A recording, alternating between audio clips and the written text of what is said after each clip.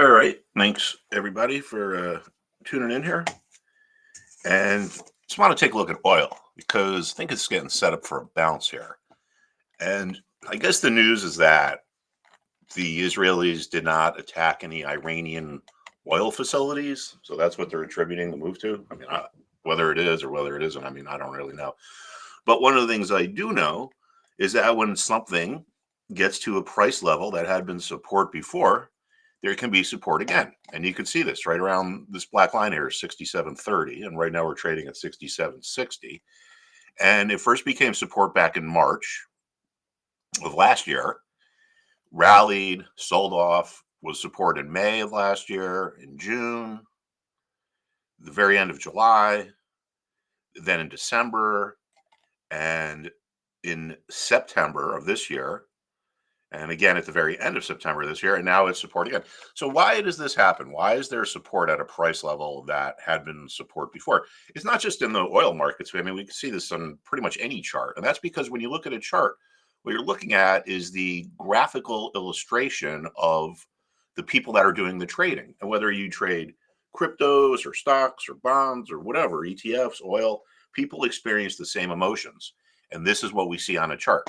So why would there be support at a level that was support before? Well, it has to do with psychology. It has to do with seller's remorse. There's people who sold right at the bottom who regret doing so when the price blasts off right after. And they say, I made a mistake. If this thing ever gets back to my price where I sold, I'm going to buy my, in this case, contracts back.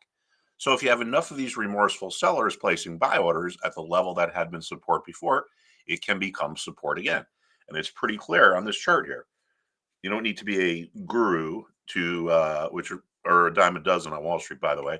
But you don't need to be a guru to see it, right?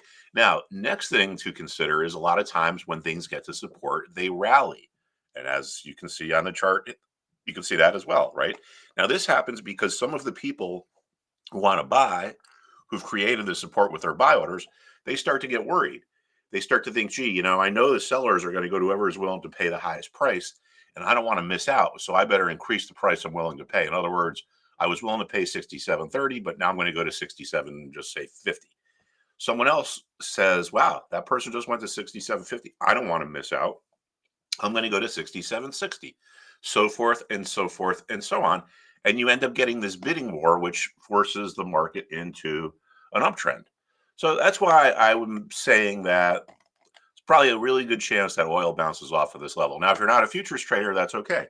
You could trade this USO ETF, which is basically an ETF that's designed to track the price of oil.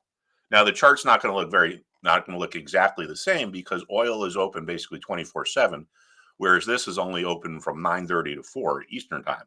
But for our intents and purposes, if oil starts to rally, well, this would be a good place to be.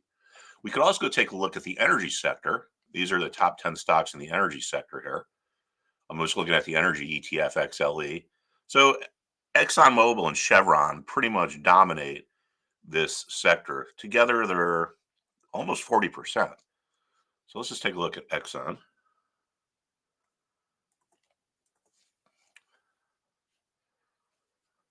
Oh, XON.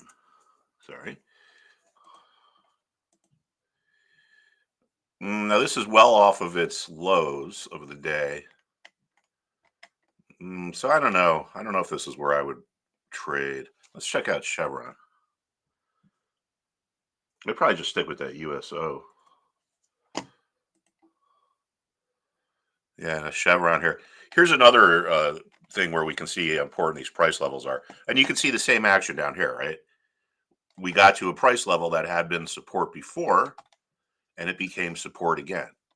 Here you can see kind of the opposite. This is seller's remorse down at the bottom here. When you get a level that had been support converting into resistance, this is buyer's remorse. There's people who bought here who regret doing so when the price went lower. And they say, if it ever gets back to my price and I get out of break even, I'm going to.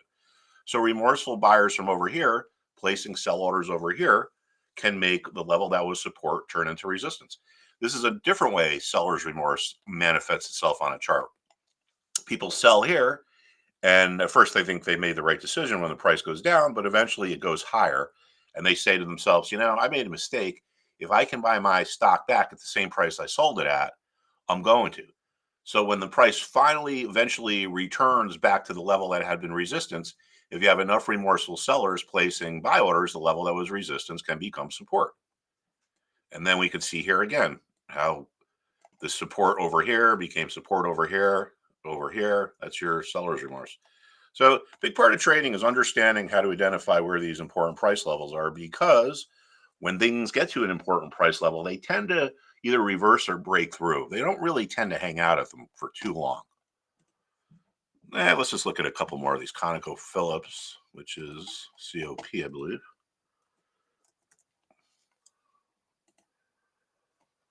Yeah, now this could be an interesting play here, right? Again, what do we have? Support at the level that had been support before. So if oil starts to really rally, and my guess is it probably will, this is going to rally as well. So if you're not a futures trader, you can get some exposure over here at ConocoPhillips. This one looks pretty good. Williams Company is next, WMB. Let's see what this one looks like. This one's overextended. So this is a little different because this is a pipeline company. All right, we'll just look at a couple more here before I get going. Remember, the best traders kind of let the market tell them what to do. They don't have preconceived notions. Now look at EOG, right? If oil is to not rebound soon, this will probably make it down to this level that was support before. And like we saw, things that get to support tend to rally. Remember, it's a bidding war. The buyers are outbidding each other. And I'll just look at Schlumberger here, last but not least. Yeah, now this here, I would be interested if we got down to this former bottom, about another $1.50 below where we are now. All right, that's it, everybody. I appreciate it. Just remember, I think oil is about to rebound. There's various ways that you can get exposure, and I will see you all soon. Thank you.